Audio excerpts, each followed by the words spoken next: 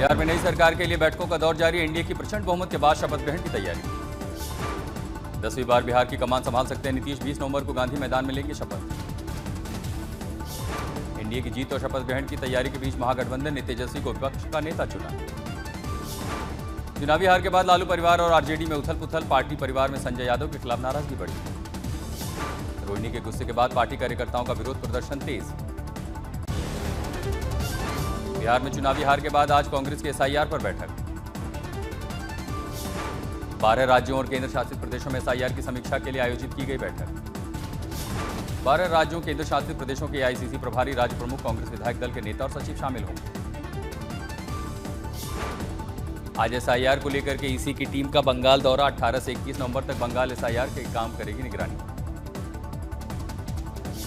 शुभेंदु अधिकारी बंगाल में मृत मतदाता मुद्दे को देंगे चुनौती। साथ ही खबर है कि एसआईआर के डर से बंगाल से बांग्लादेशी घुसपैठिए भाग रहे हैं। मुंबई में अवैध रूप से रह रहे बांग्लादेशी घुसपैठियों के खिलाफ 401 आपराधिक केस दर्ज। इस साल मुंबई से 1001 बांग्लादेशियों को वापस भेजा गया। उधर असम में मतदाता सूची का विशेष पुनरीक्षण 1 जनवरी 2026 से शुरू। असम के पुनरीक्षण प्रावधान एसआईआर से अलग हैं। महुआ मोइत्रा ने लोकपाल आदेश के खिलाफ दिल्ली हाईकोर्ट का रुख किया। मोइत्रा ने लोकपाल के हालिया आदेश को चुनौती दी। सीबीआई को उनके खिलाफ आरोप पत्र दाखिल करने के लिए मंजूरी दी गई। दिल्ली धमाके में एनआईए ने एक और मुख्य आरोपी को गिरफ्तार किया। आज अदालत में पेश किया जाएगा। आरोपी जसीर वानी से पूछताछ में उमर उन नबी की जानलेवा योजना का खुलासा हुआ। उमर हमलों के लिए रॉकेट बनाने हेतु ड्रोन में बदलाव करने की तकनीक पर काम कर रहा था। श्रीनगर में आरोपी बिलाल के पिता के जलने से मौत। बीते दिन श्रीनगर के एक अस्पताल में बिलाल के पिता की मौत हो गई। आरोपी बेटे और भाई को हिरासत में लिए जाने के बाद रविवार को खुद को आग लगा ली थी। नौगांव पुलिस स्टेशन विस्फोट मामला अभी तक कोई आतंकी पहलू नहीं। घटना की जांच तेज। शिमला में अवैध संजौली मस्जिद के खिलाफ विरोध प्रदर्शन। देवभूमि संघर्ष समिति ने की भूख हड़ताल की घोषणा। उत्तर प्रदेश में आजम खान और उनके बेटे को जेल। आजम खान और उनके बेटे को दोहरे पैन कार्ड मामले में 7 साल की जेल। आज सीएम योगी का अयोध्या दौरा। दोपहर 2:35 पर पहुंचेंगे रामकथा पार्क हेलीपैड। योगी अयोध्या में करेंगे उच्च स्तरीय समीक्षा बैठक। राम मंदिर ध्वजारोहण समारोह की तैयारी को लेकर। बांग्लादेश में शेख हसीना के फैसले पर व्यापक विरोध। बांग्लादेश अवामी लीग ने देशव्यापी पूर्ण बंद का आह्वान किया। हसीना ने फैसले को खारिज करते हुए धांधली और राजनीति से प्रेरित बताया। यूनुस ने फैसले की सराहना की, जबकि संयुक्त राष्ट्र ने फांसी की सजा पर खेद जताया। शेख हसीना के फैसले के खिलाफ भारत ने दी प्रतिक्रिया। विदेश मंत्रालय ने कहा कि करीबी पड़ोसी के रूप में भारत बांग्लादेश के लोगों के हितों के लिए प्रतिबद्ध है। बांग्लादेश ने भारत से किया शेख हसीना को सौंपने का आग्रह।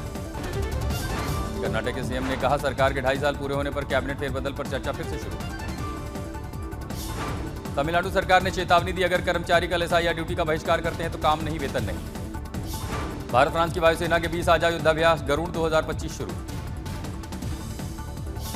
गरुण 25 युद्धाभ्यास का मकसद air to air combat air defence को मजबूत करना।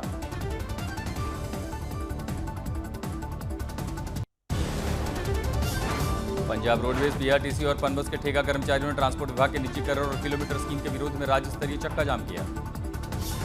मांगों पर कार्रवाई न होने से रोडवेज पनबस कर्मचारियों की चेतावनी। आज सीएम मान के घर के बाहर धरना प्रदर्शन। हल्द्वानी में गोवंश का कटा हुआ सर मिलने की सूचना के बाद हिंदुवादी संगठनों का हंगामा। सोनभद्र खदान हादसे में जान गंवाने वालों के परिजनों से मिले मंत्री रविंद्र जायसवाल।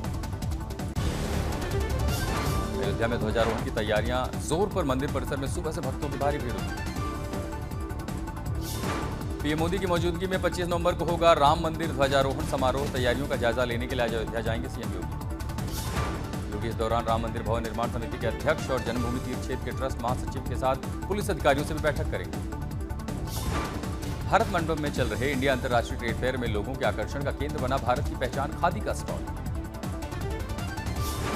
अंतर्राष्ट्रीय व्यापार मेले में दिखी मिस्र की भी झलक। मिस्र की ऐतिहासिक विरासत की झलक दिखाते ब्रॉन्ज और क्रॉस से बने टेबल।